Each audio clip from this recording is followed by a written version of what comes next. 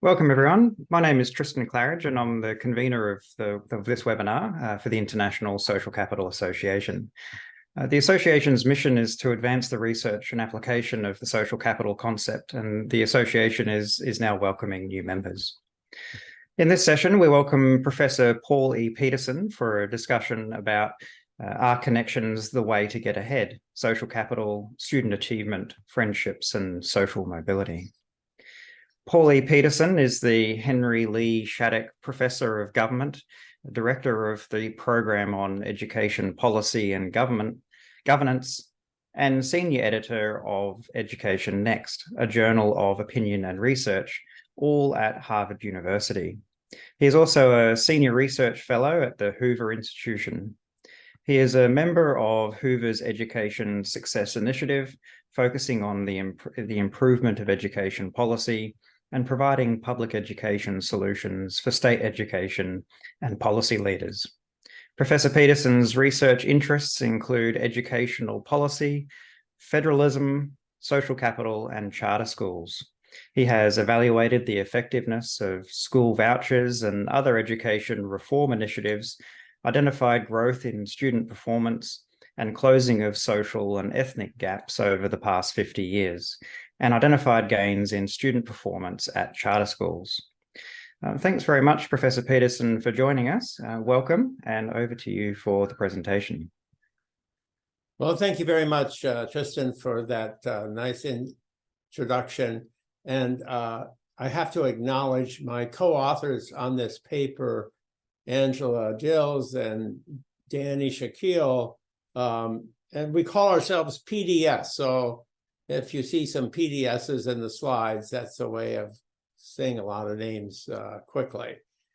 So yes, this is a topic that we found worthy of exploration. Now, I got to move my slides here.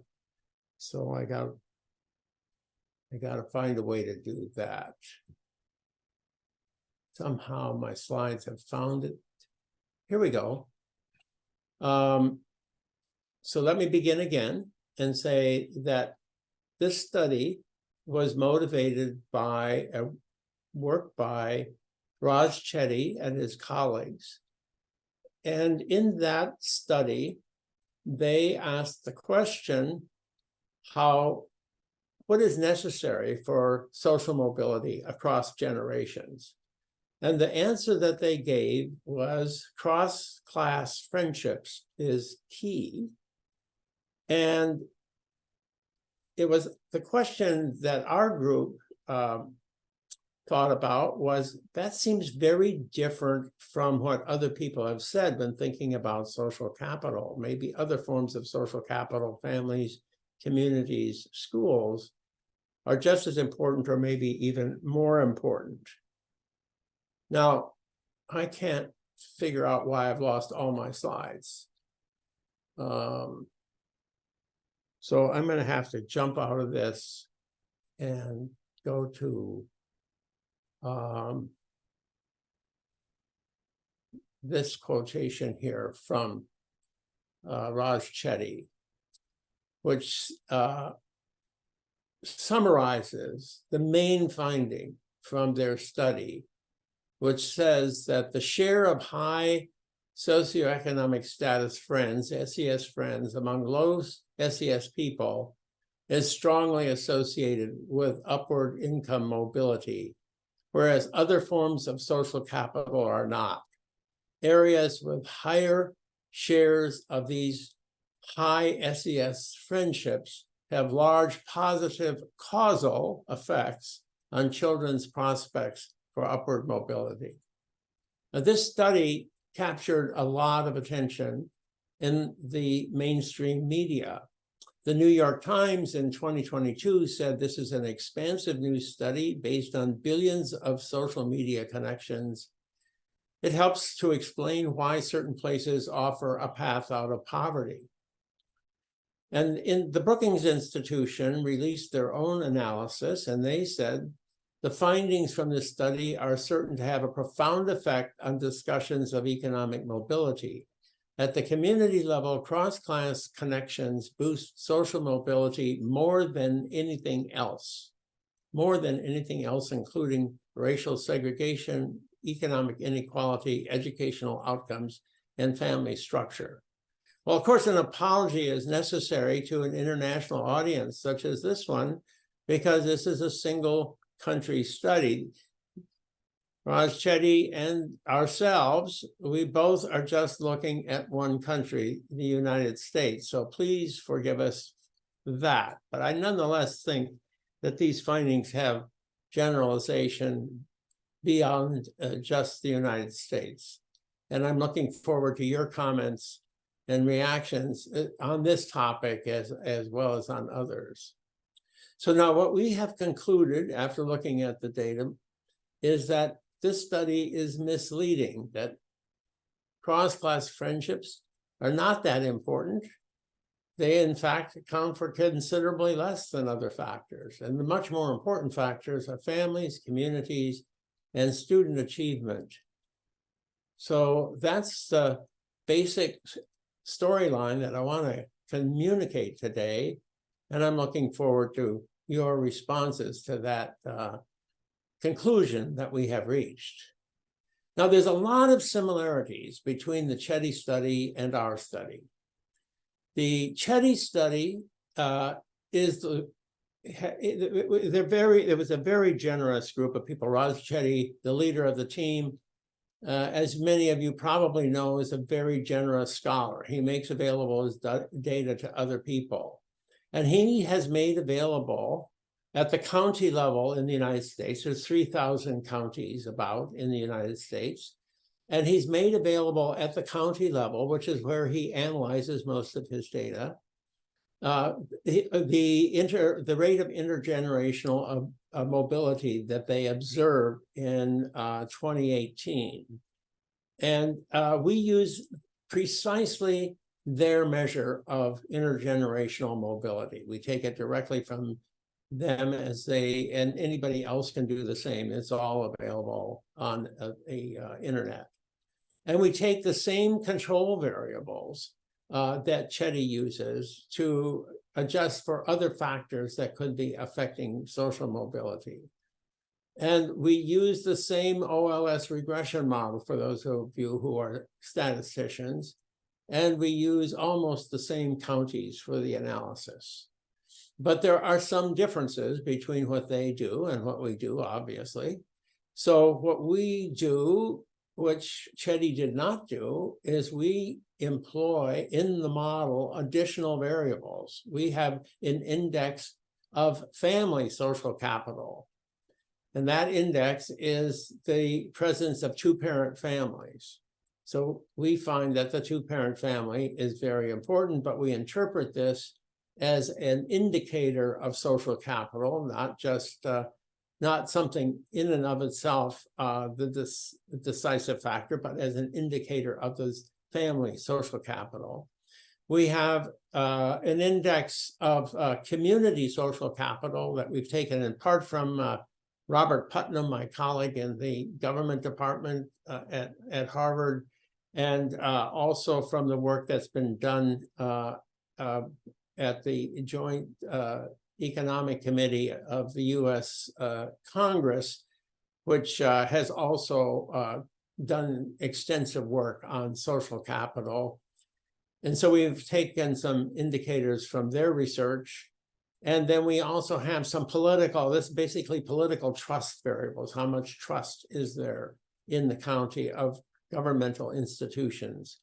And then we use Chetty's own measure of what we call school bridging capital. He has a different name for it, but the variable is really the friendships in high school, because we think friendships in high school are probable antecedents to social mobility, whereas we don't use Chetty's measure of friendships as an adult except as a robustness check, because we think that the friendships you have as an adult are as likely to be a product of social mobility as a cause of social mobility. He interprets the high correlation, a fairly high correlation between your friendship patterns as an adult, and your social mobility. But it seems to us that it's much more likely that it's your friendships as an adult are a product of whether or not you're socially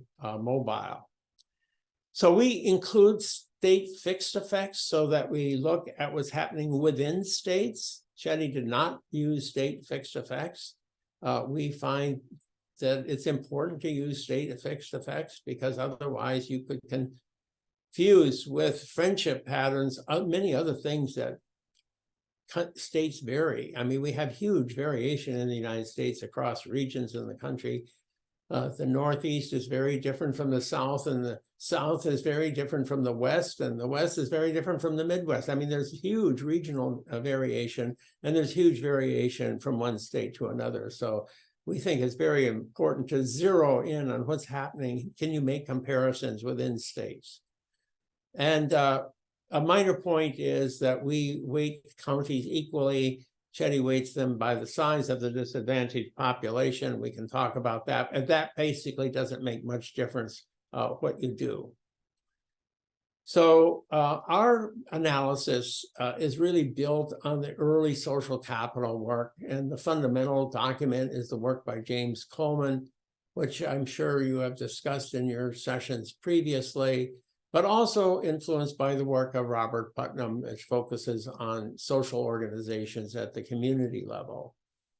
Now, from the literature, we developed these indexes that I have already described to you and summarized in this particular slide here. These are the different kinds of social capital that are important for social mobility, we think. And so we want to see just how important each and every one of them turns out to be. Now, our analysis is unsatisfactory in some ways. We're working on this. We may be able to do better in the future. I think it's only going to strengthen our findings if we do this. But right now, we're assuming that social capital is sticky, so that some of our measures are from different points in time and not at the ideal point in time. This is also true for Chetty, because it's very difficult to get some measures precisely at the moment in the point in the life cycle that you would like to capture information for a particular individual. So, but of course, a lot of the research on social capital suggests that it is sticky. Putnam's work on Italy, of course, is the most sensational example of that, where he says social capital in the 17th century affects life in the 20th century.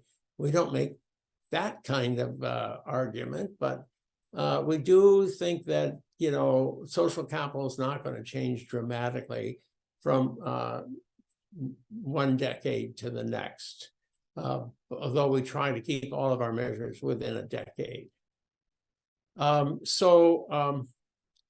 Here are our more specific measures of social capital. And of course, it should be emphasized that we, like Chetty, measure social capital at the county level. We don't measure it at the individual level. So there's some issues that you may want to bring up in connection with that limitation on the study. So the family, we look at the density of two-parent families within a county. Is this county a place where you are surrounded by a community where many of the children are living within the context of a two-parent family, or are they not?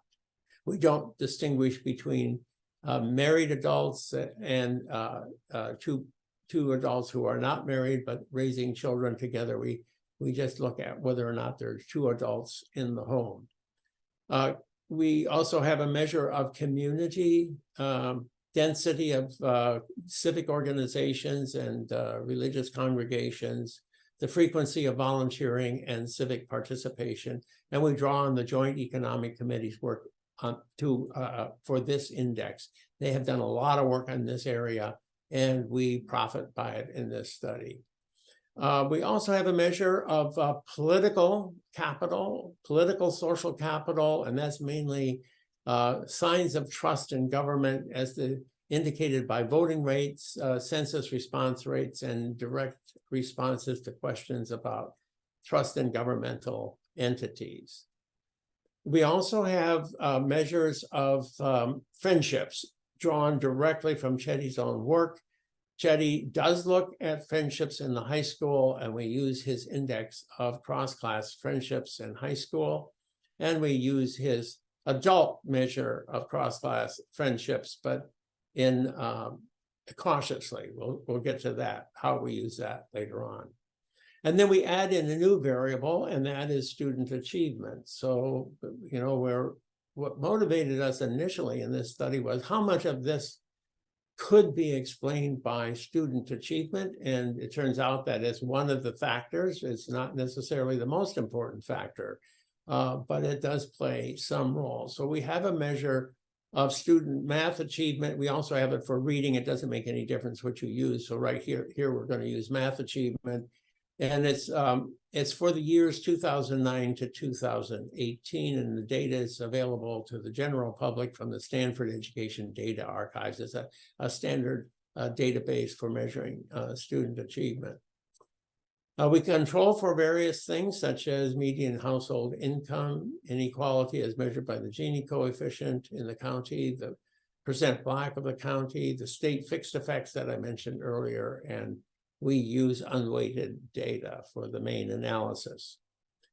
So here is our model. This is what we use. I won't go into this in detail. It's already, I've explained it as we've gone along here, but for those of you who want to see a model, this is the one that we use.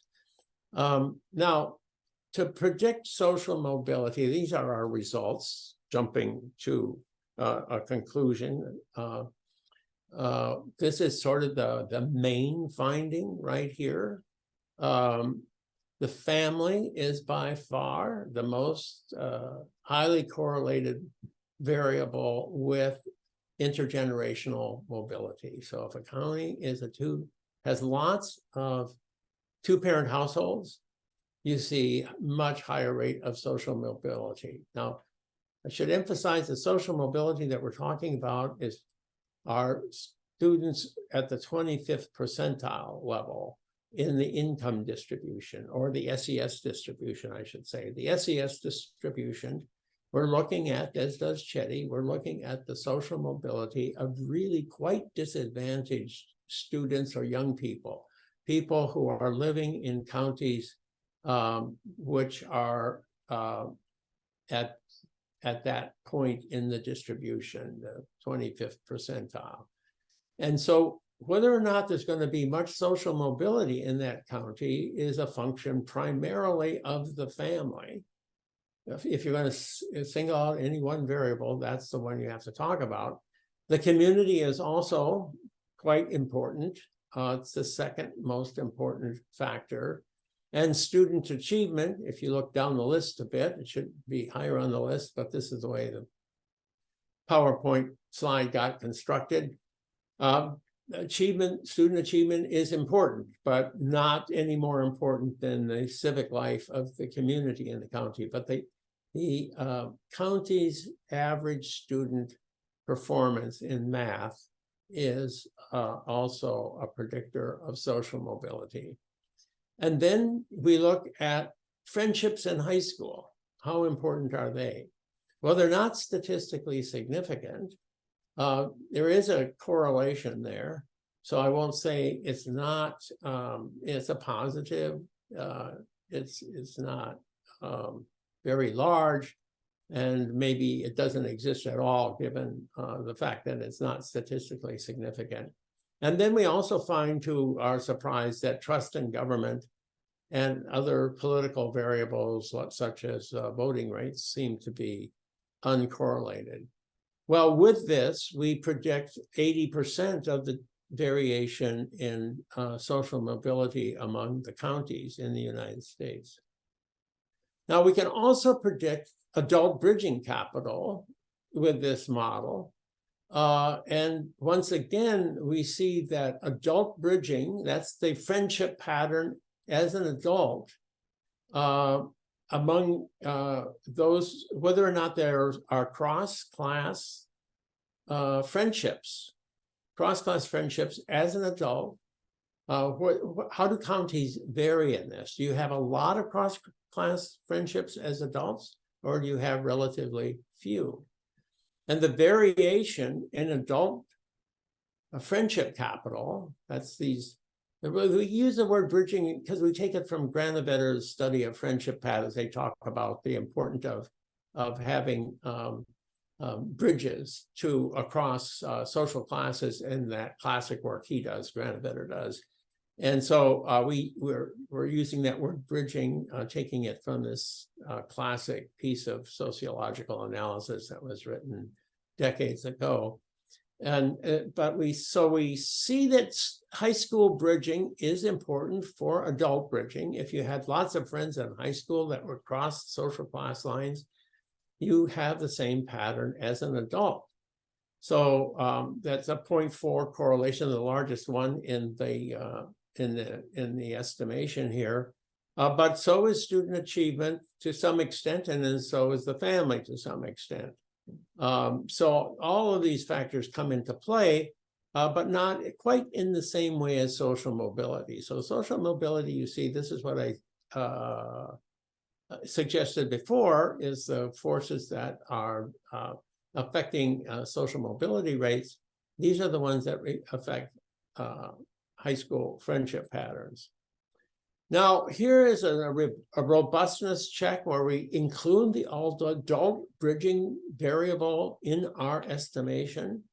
So it's a slightly different model where we use all the factors, including this adult bridging model. And if you want to say that the friendships come first and then the social mobility as an adult, you have some evidence to support you. You can say, yes, that's as important as the family. They're both about the same, right? 0.26, 0.23, they're about the same.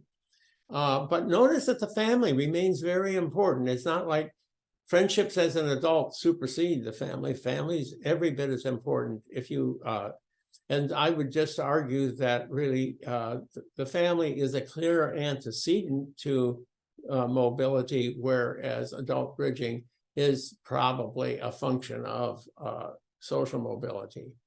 And the other variables become less important once you include that variable in the model. The school bridging variable disappears from the model because all of the school bridging capital gets absorbed into the adult bridging capital in that model. So if you do a diagram of the causal flow, you get something like this. That's where you theoretically place all of these things into a model where you try to estimate what's going to happen. And when you do that, you come up with another way of thinking about it, which is that if you look at all of the direct and indirect paths by which the family is affecting social mobility, it accounts for about, the coefficient is about 3.32, and still by far the strongest coefficient in the model. So let me just finish up, and then I can let you all ask the questions that I'm sure you have. What does this all mean for policy? And there's some hints in the Chetty analysis as to what really counts. And if you take those hints and apply them to policies, you have to say that really what our educational system should do is eliminate separate tracks based on ability, eliminate merit-based entrance programs for high schools, and merit-based college admissions. And you should really make sure that you have maximum amount of interclass contact early in life in order to build cross-class friendships. That should really be the focus of public policy. But if families, communities, and achievement are key to mobility, then it might be argued that the most important thing to do, maybe you should do the other stuff as well, but it's probably more important to do to sustain dual parent families. That public policy should be focused on sustaining dual parent families and they should be supporting community and religious institutions, and they should be providing quality learning opportunities so that students are learning in school. So those are the conclusions that we read, that we come to. And to sum it all up in a phrase, it's not who you know, but who you have come to be that counts most of all. So with that, I'll turn it over back to Tristan, and I look forward to your comments. Thanks very much, Professor Peterson. That fascinating presentation of your research. So we'll have some questions now. From the audience, if you would like, you can either raise your hand within Zoom, or you can post a question in the chat. If you're called upon to ask your question, if you could unmute yourself to ask your question. If you don't want to ask your question yourself, please let me know in the chat, and I'd be very happy to read it out on your behalf. So we have a few questions that have been submitted in advance, but let's see if we have any questions from within the room now. So if any of you would like to post in the chat or to raise your hand, you're welcome to do so. I see that Eric Domers posted a question in advance. Eric, are you here, and would you like to ask your question?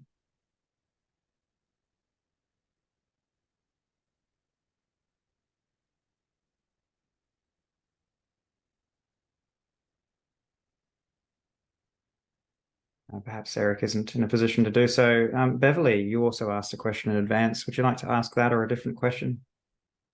You can go ahead and read my question. Okay, so in advance, Beverly asked, how do we prevent networking from becoming the good old boys club so that we can promote competitive individuals with diverse skills, abilities, and thoughts? Well, I think that just shows how important the early life experiences are. And if you are in a family and neighborhood context where you're exposed to a variety of views, that certainly is important for your development. So the point I would make, though, is that those cliques may not be as important as the question seems to suggest. That the whole idea of that these friendship patterns are the one and only thing that determines social mobility, intergenerational mobility, leads people to the conclusion that cliques and barriers to friendship patterns are the driving force for social mobility. But I'm not altogether sure that that's as important as a lot of the commentary would have you believe. I asked that question out of a lot of diverse experience. And the reason I asked that question is because as people move out of that family unit and those cliques are established, we get into the position of where people start to social network. And I coined the term fire hire. Rather than someone be fired or someone appropriately assess someone's ability, these individuals would be strategically moved among this network, and it gets to a point where they are totally incompetent in the position. I think from a point of actuality outside of studies per se and sampling, we run into this. And I think that's the part of this where I think accountability comes in. While we network sometimes to move the people we want to move, I think we should also network to ensure that we have competencies and people have adequate skills. And to another point that you brought up, I mentored 2 students about a year ago when you talk about, counties and families and 2-parent families. On the one hand, I had a young man from Baltimore, single parent home, and I had another student here. I live in Loudoun County, Virginia. As you might imagine, the school systems between Baltimore and Loudoun County, Virginia are like night and day. And when I received the entrance paragraphs, or their paragraphs they wrote for their college entrance essays, even though both students supposedly were in honors English, the differences in the quality of work, again, was night and day. Now, when you start talking about family units and families being involved, or what we used to say, it takes a village to raise a child. I have 1 2-parent family here that goes to your point that's doing very well. And I have another kid in a single family home that's not doing as well. However, there are cultural differences, there are generational differences, and there's a whole host of factors, I believe, that have played into that. And some of that, I understand, can't be captured as far as all the demographics are concerned. But it was interesting to note that, and I thought about that as you were speaking. Well, I can agree with most of what you said there. And we don't take this dual parent family as a literal measure of the family social capital. I think you're absolutely correct. It's only sort of an indicator of many other things.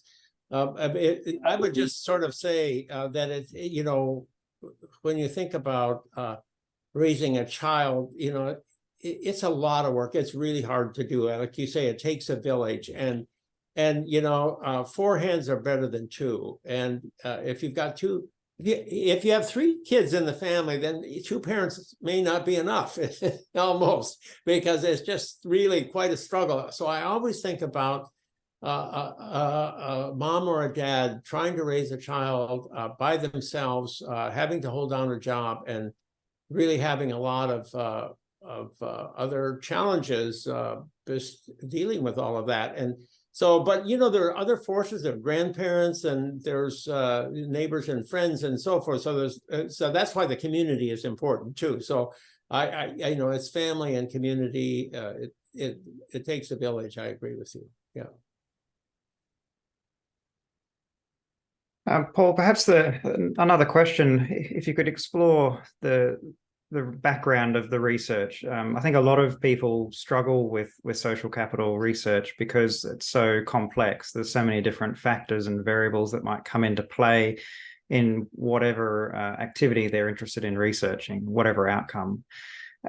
So you're able to design your research, and you're able to select the particular factors that you're interested in looking at. And so I'm interested in how you went about that process, and what sort of considerations perhaps were involved when you were designing the research that you might be helpful for other people who are also doing research on social capital, to guide them in also creating quality research. Well, so first of all, we really looked at what have been the major contributions by scholars to the conversation about social capital. And I went to the University of Chicago as a student many years ago, and that's when James Coleman was a professor there. And he was talking about social capital when I was a graduate student many years ago. So I really sort of grew up with the concept of social capital in the air, in the conversation, at a time when this was not part. I don't know that anybody outside of this little village was even thinking about social capital. But Coleman was thinking about it very deeply. And he came to that with he studied, he went to school in Lexington, Kentucky. And his dad was a mechanic. I've forgotten exactly what kind of a mechanic he was, but and they were a new family just came into Lexington. And so some kids got sent to one high school, and somebody got sent to another high school. And at the schools in Lexington, all they talked about was football. They never talked about learning. And so he realized just how important the high school community was for the development of the ideas and what would happen to a child as they emerged out of high school. So he was always interested in how the peer group shaped the individual. And from that, he built out this concept of social capital. And in his later work, he discovered that the family was so critical for how well children did in school. So that's sort of where we began. That's sort of in the intellectual heritage. But then, Robert Putnam's work on community organizations has had such an effect on the social capital discussion. His first book was on Italy, and he just contrasted northern Italy from southern Italy and claimed that there was a lot more social capital in northern Italy. And so he wanted to figure out maybe he could explain why these two parts of Italy have had such different trajectories over the years. And his work has had such a huge impact, most especially on the work of the Joint Economic Committee, which sounds like the most boring organization in the world, but Scott Winship became the director of that organization. He's now at the American Enterprise Institute, and Scott Winship really put together the most comprehensive look at the state of social capital in the United States that I have come across. And I recommend that to you, that you look up the Joint Economic Committee's extensive work where they bring all the literature together. And they conclude that these community organizations are very important, but they are worried about the decline of associations and religious institutions and other forms of social life in the United States. Now, it may not be that way in other countries, but he sees that as, or they see that as a major problem going forward.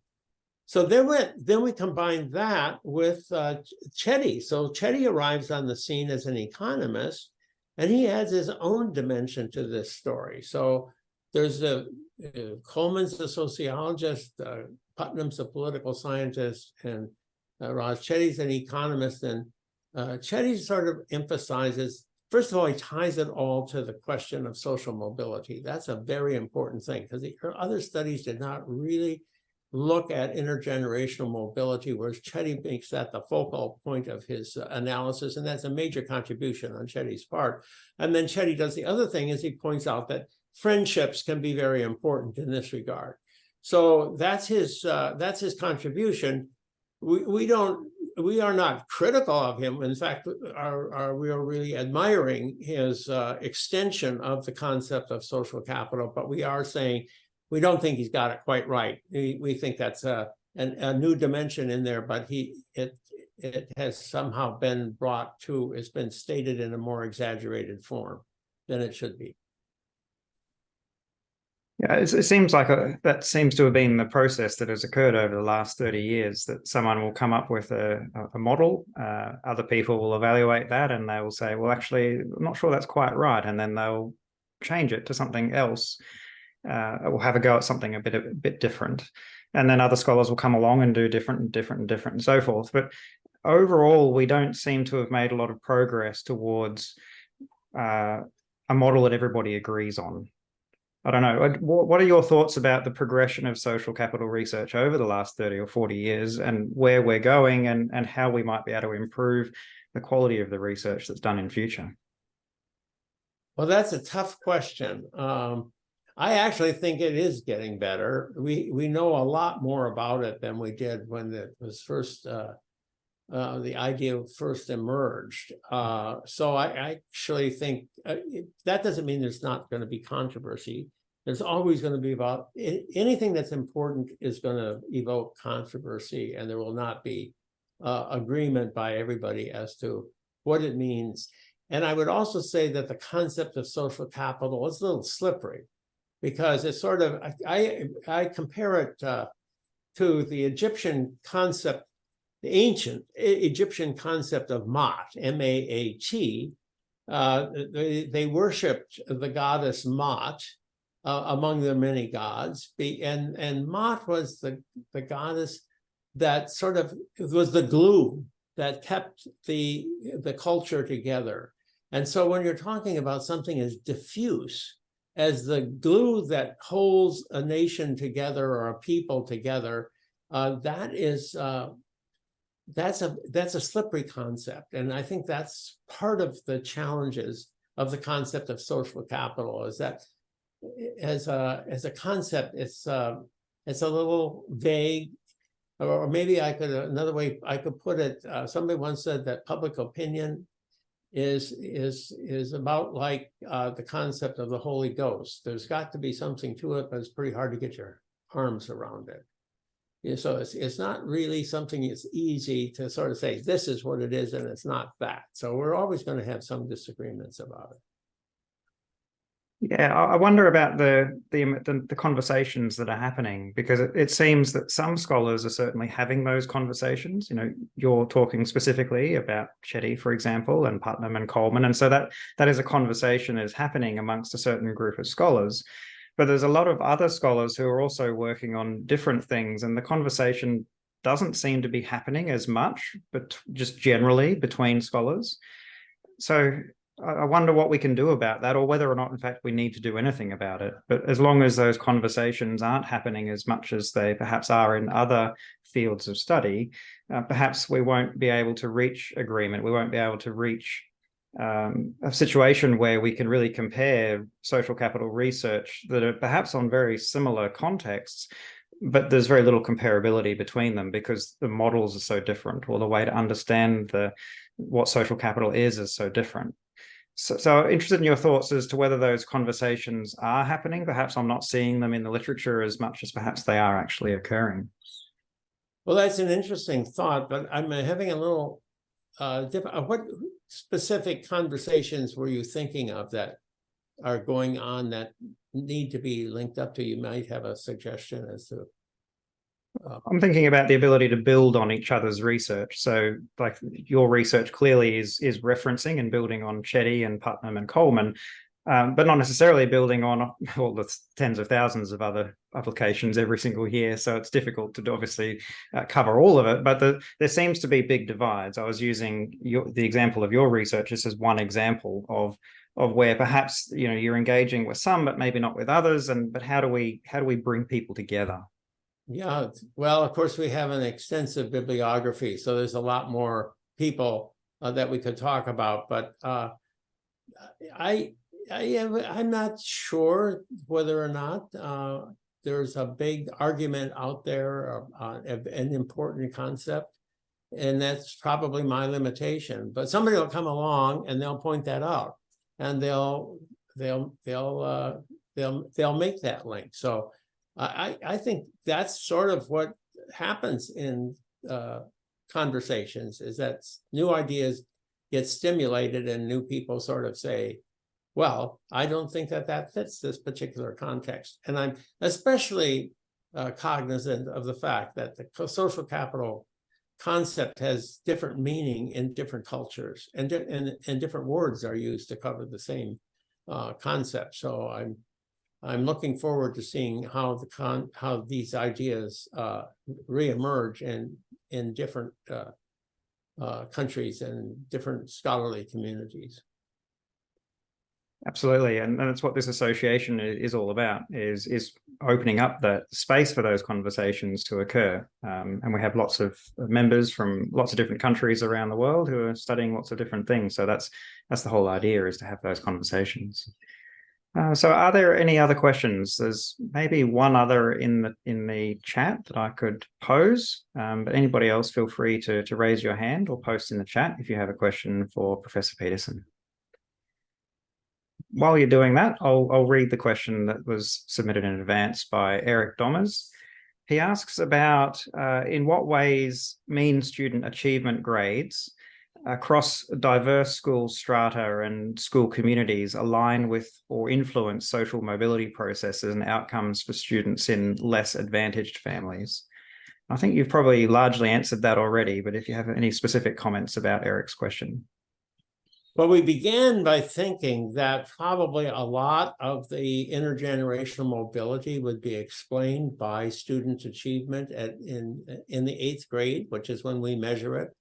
We thought by 8th grade, you really have learned a lot of what you're going to learn that's going to be predictive of your future. Of course, you're going to continue to learn in high school and beyond, but by 8th grade, the variation that's out there in learning is going to be very, very important for what happens in terms of social mobility. And we do see that. I mean, we see that it's a factor, but it's a modest factor. It's not the determining factor. It's not as important as the family setting, and it's no more a factor than the community setting. So I think on the one hand, a lot of attention is paid to student test scores, and student test scores are treated as sort of summing up everything that's learned in school. And we know that, you know, test scores don't sum up everything that's learned in school. There's a lot of other stuff that happens in school. And some of the things that happen in school are the friendships you make in school. And those friendships actually turn out to be important for your social mobility. So they're not, you know, the major factor out there, but they're one of many factors. So there's something in our analysis that I would say there's a lot of things going on here. It's not any one thing, it's a multiplicity of factors. Student achievement is important, but it's other things are also very important. I'd say the one surprising thing in our analysis is that we don't see that the trust in government turns out to be that some places in the United States, people don't trust their government, and they don't participate in politics. And they're not very community spirited in their responsiveness to what the government would like them to do. And we thought, well, that is going to have an effect on social mobility, but we actually don't find that. So, but I think what we do find is that other than that, there are many factors that are going into the experiences that are necessary to create a context in which young people are going to have a chance to get ahead. Yeah, absolutely. So are there any other final questions? If you have anything, please raise your hand or post something in the chat very quickly. I think your research, Professor Peterson, it really highlights the complexity of what's going on in the school environment, and clearly what some people had assumed, like test scores being the most important determinant of social mobility, but I guess, you know, it isn't. Perhaps there's other things there that are going on that are more important, and social capital. I think all of us here are interested in the concept, believe that social capital is incredibly important for a range of outcomes. Yes, well, I couldn't agree with you more, Tristan. So thank you very much for giving me a chance to share these thoughts with you all. Thank you very much, Professor Peterson. For everybody, whoever's interested, the next webinar will be by me. I'll be talking about a possible social capital paradigm on October 25th. And see if we can start to lay out some of the things that many scholars, not necessarily all scholars, but many scholars agree with about the concept of social capital. So thanks again, Professor Peterson, for your time and giving this presentation. On behalf of all of the members of the association, I'd like to thank you for giving this webinar. Thank you.